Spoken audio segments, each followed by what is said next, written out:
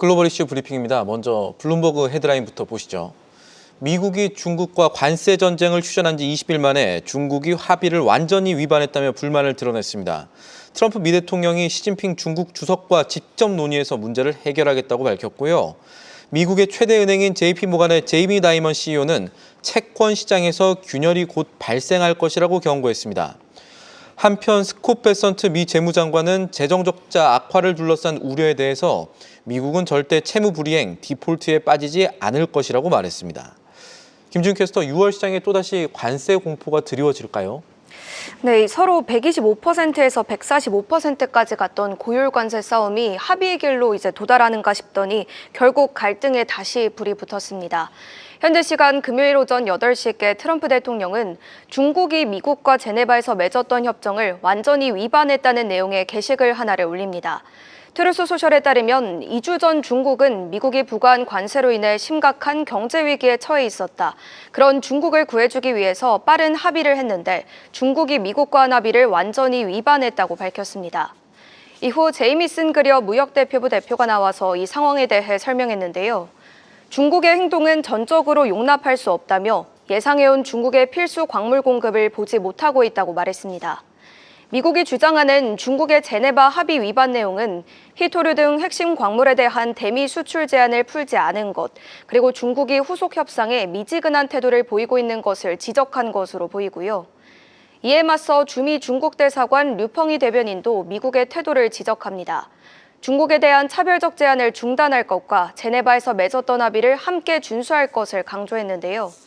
여기서 차별적 제한은 트럼프 행정부가 최근 항공기 엔진과 반도체, 특정 화학물질 등의 중국 수출을 금지한 것을 의미하고요.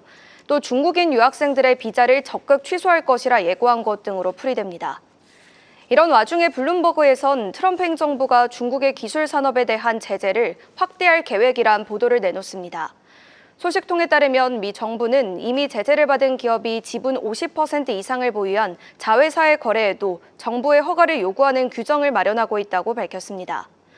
현재 화웨이와 양쯔 메모리 등 중국의 주요 반도체 설계 및 제조업체들이 미국의 수출 제한 명단에 올라와 있는데요.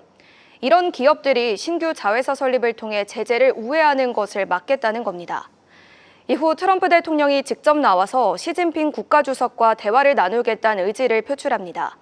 시 주석과 이야기를 나눌 것이고 그 문제가 해결되길 바란다고 말했지만 사실 시 주석이 트럼프 대통령과의 대화에 동의할지는 불분명한 상태죠. 두 정상간 마지막 통화는 트럼프 대통령 취임 며칠 전에 이뤄진 바 있습니다. 그리고 간밤 베선트 재무장관 역시도 CBS와의 인터뷰에서 트럼프 대통령이 머지않아 시 주석과 대화할 거라고 믿는다며 통화를 한다면 이 같은 갈등이 해결될 것이라고 말했는데요. 그러면서 중국은 합의할 당시 반출하기로 동의한 제품 일부를 보류하고 있다며 이는 시스템상 문제일 수도 있고 의도적일 수도 있다고 덧붙였습니다.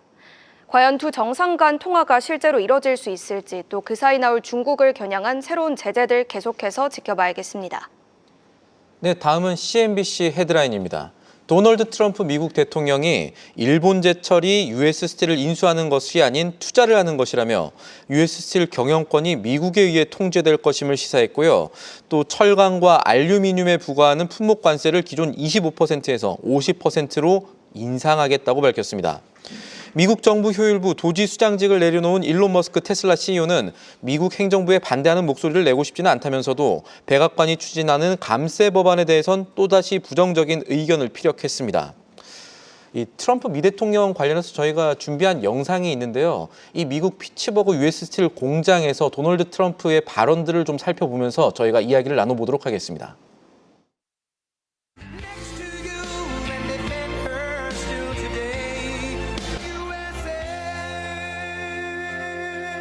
If you don't have steel, you don't have a country. You don't have a country. You can't make a military. What are we going to do? Say, let's go to China to get our steel for the army tanks and for the boats and ships. A strong steel industry is not just a matter of dignity or prosperity and pride. It's above all a matter of national security, and it is. Like that. And 저희가 지금 영상으로 확인한 대로 지금 현장 분위기가 뜨거운 모습인데 조금 전 영상에서 보듯 트럼프 대통령이 이 자리에서 강조한 두 가지가 있다고요? 네, 바로 이 철강 문제와 그리고 US 스틸 인수건인데요. 좀처럼 걷잡을 수 없는 트럼프 대통령의 속내입니다. 이 일본 제철의 US 스틸 인수 문제도 그렇고 돌연 외국산 철강과 그리고 알루미늄에 부과되던 관세를 현행 25%에서 50%로 올리겠다고 말합니다. 트럼프 대통령은 일본 제철의 US 스틸 인수 협상과 관련해 일본 제철의 완전 인수라기보단 부분 소유권을 가진 투자라고 강조했습니다. 그러면서 일본 제철과의 최종 거래를 승인해야 한다며 우리는 아직 그 최종 거래를 보지 못했다고 전했는데요. CNBC는 미 외국인 투자심의위원회가 최근 합병에 대한 2차 검토를 완료함에 따라 트럼프 대통령은 목요일까지 합병을 공식 승인할지 아니면 거절할지 결정해야 한다고 밝혔습니다. 다만 이 일정은 지연될 가능성도 있다고 덧붙였습니다. 또 이 자리에서 트럼프 대통령은 철강 관세를 50%로 올리겠다고 말했는데요. 이후 트루스 소셜을 통해 다시 한번 강조하며 이러한 조치는 현지 시간 6월 4일 수요일부터 시행된다고 올렸습니다. 이후 EU는 미국이 수입 철강에 대한 관세를 2배 인상한다는 발표를 매우 유감스럽게 생각한다고 밝혔습니다. 이번 결정은 세계 경제의 불확실성을 더 키우고 대서양 양측의 소비자와 기업의 부담을 증가시킬 것이라고 지적했습니다. 아울러 갑작스러운 관세 인상은 협상을 통해 해결책을 도출하려는 노력을 훼손한다고 짚었는데요. EU는 추가적인 대응 조치에 나설 준비가 돼 있다고도 전했습니다. 상호 수용 가능한 해결책이 도출되지 않으면 EU의 보복 조치는 7월 14일부터 자동으로 발효될 것이며 상황에 따라서 더 일찍 발효될 수도 있다고 덧붙였습니다. 네, 마지막으로 로이터 헤드라인 보시죠. 미국의 4월 개인 소비 지출 PC 물가 지수가 1년 전보다 2.1% 오르면서 지난 7개월 동안 최저 수준의 상승률을 보였습니다. 메리 데일리 샌프란시스코 연은 총재는 이 같은 지표에 대해서 불안전하지만 연준의 물가가 안정되고 있다는 안도감을 줄 수 있는 수준이라고 평가를 했고요. 미국의 5월 미시간대 소비 심리 지수는 52.2로 조사됐는데 이것은 시장의 예상보다는 긍정적인 수준입니다. 김준 캐스터, 일단 최근에 나오는 물가 데이터는 나쁘지 않은 것 같네요. 네, 말씀 주신 것처럼 그나마 다행이었던 건 바로 경제 지표였습니다. 연준의 정책 결정 기준이 되는 PCE 가격 지수는 지난달 둔화한 것으로 나타났는데요. 미 상무부에 따르면 4월 PCE 가격 지수는 전년비 2.1% 오르며 작년 9월 이후 최저 수준을 기록했습니다. 전월과 비교해서는 0.1% 상승했습니다. 변동성이 큰 에너지와 식료품을 제외한 근원 PCE 가격 지수의 상승률은 전년비 2.5% 올랐는데요. 이는 4년 만에 가장 낮은 연간 상승률입니다.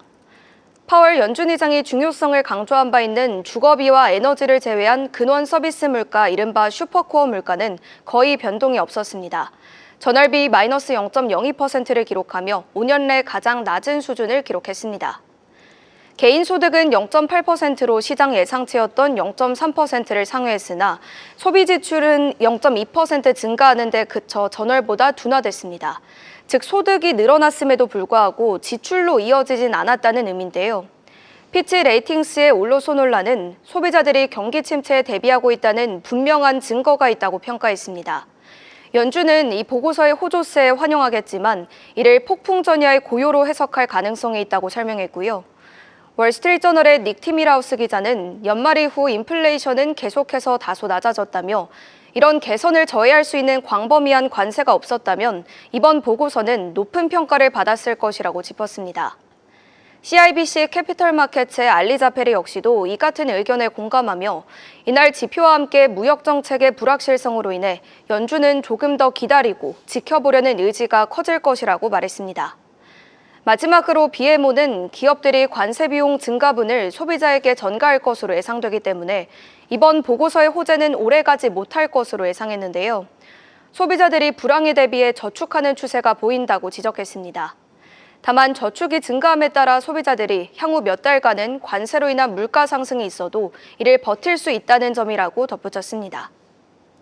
네, 지금까지 글로벌 이슈 브리핑이었습니다. 계속해서 다양한 경제 이슈를 알고 싶다면 구독과 좋아요, 알림 설정 부탁드립니다. AI 캐스터 권미정이었습니다.